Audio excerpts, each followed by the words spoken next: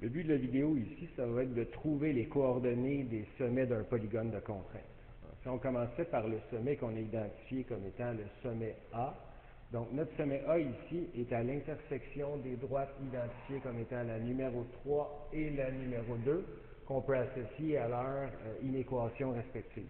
Donc notre sommet A ici, on veut trouver la coordonnée.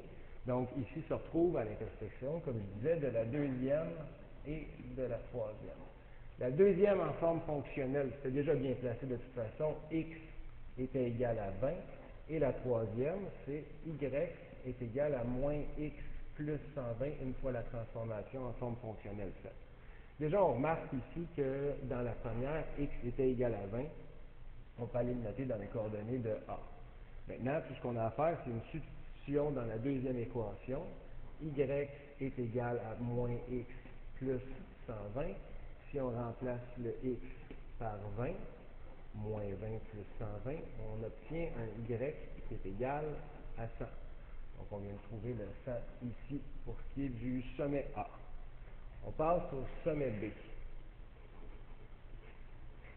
Le sommet B, lui, qui est à l'intersection des droites numéro 1 et numéro 3. On va aller chercher leur équation respective.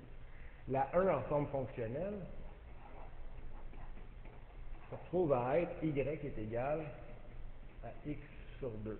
Tandis que la 3, on aurait y est égal à moins x plus 120.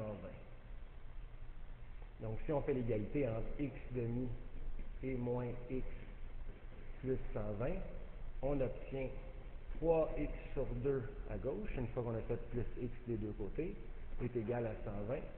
Et ensuite, si on fait fois 2 des deux côtés, on obtient 3x est égal à 240.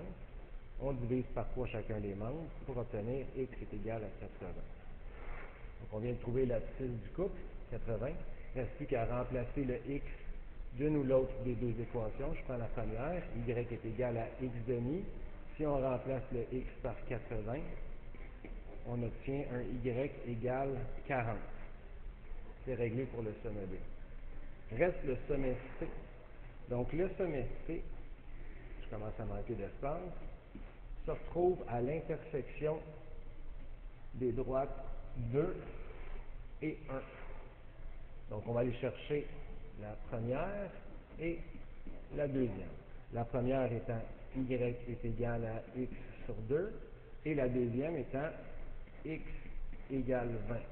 Donc encore une fois ici, je remarque que mon x est égal à 20. On peut aller l'indiquer juste ici dans l'abscisse du couple. Et ensuite, on va faire une substitution dans la première. Si y est égal à x sur 2 et qu'on connaît la valeur du x comme étant 20, 20 sur 2 est égal à 10. On vient de trouver l'ordonnée du couple. Alors maintenant, on connaît les coordonnées des sommets A, B, C de notre polygone de contrainte.